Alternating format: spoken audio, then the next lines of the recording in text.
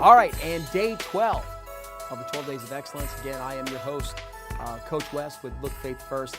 And again, it's been a crazy 11 days up to this point. I mean, just to do a quick review so we all know where we're at. First we started with intentional living, okay, which had to do with being hyper-purposeful, hyper-clear, and being hyper-intentional. When you had that moment of action to take the actions that further what you're trying to accomplish. And then we talked about the blazing heart, those three elements that are necessary in order to get hyper-purposeful and to ensure that we are fully engaged with what we're trying to accomplish and fully engaged with that ultimate success we are trying to achieve and deliver. Then we talked about being specific.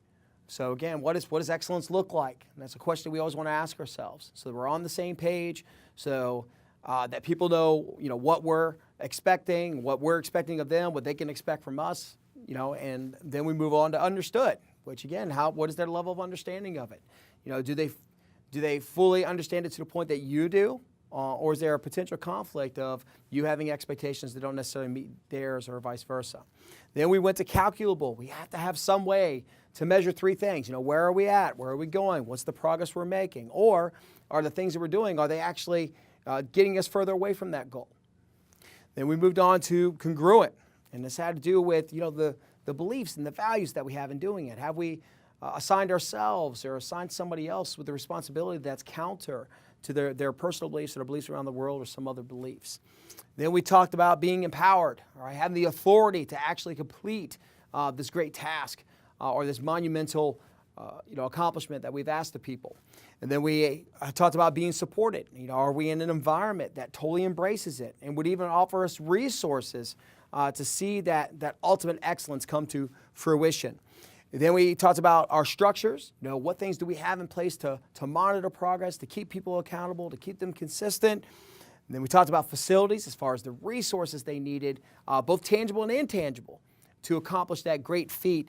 And finally, we talked about really utilizing the skills or the talents of the people that have been assigned. Whether that is their personal skills and talents or how well they do in getting those skills and talents out of other people. So now we get to talk about limit. And you know what? A lot of people are familiar with limit because, again, those SMART goals, those things I really don't particularly like. So with SMART goals, my challenge was they always said time limit. And here's the challenge. Your limits, your beginning limits and your ending limits aren't always particularly based on time.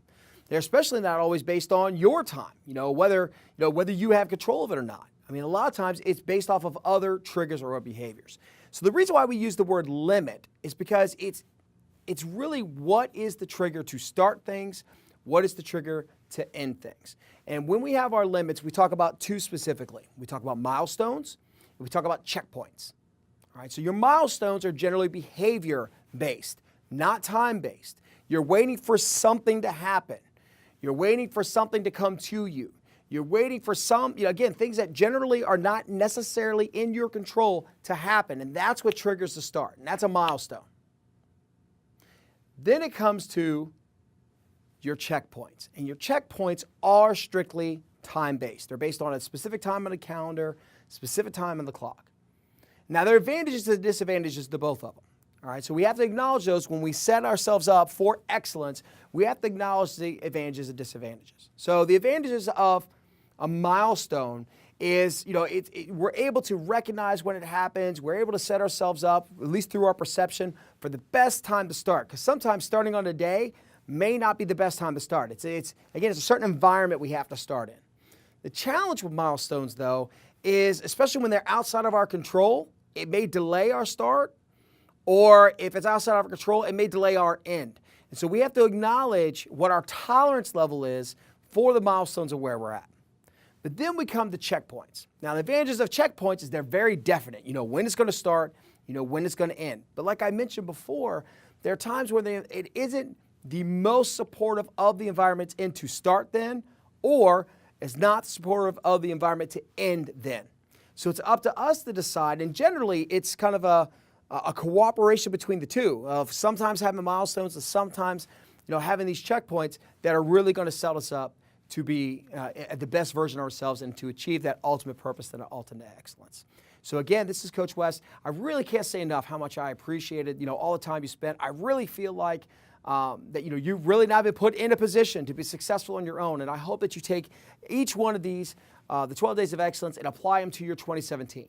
Look Faith First truly believes that everyone has a purpose. And a lot of times for business owners especially, that purpose comes through the vehicle of their business. And so we're going to continue to pray for your success.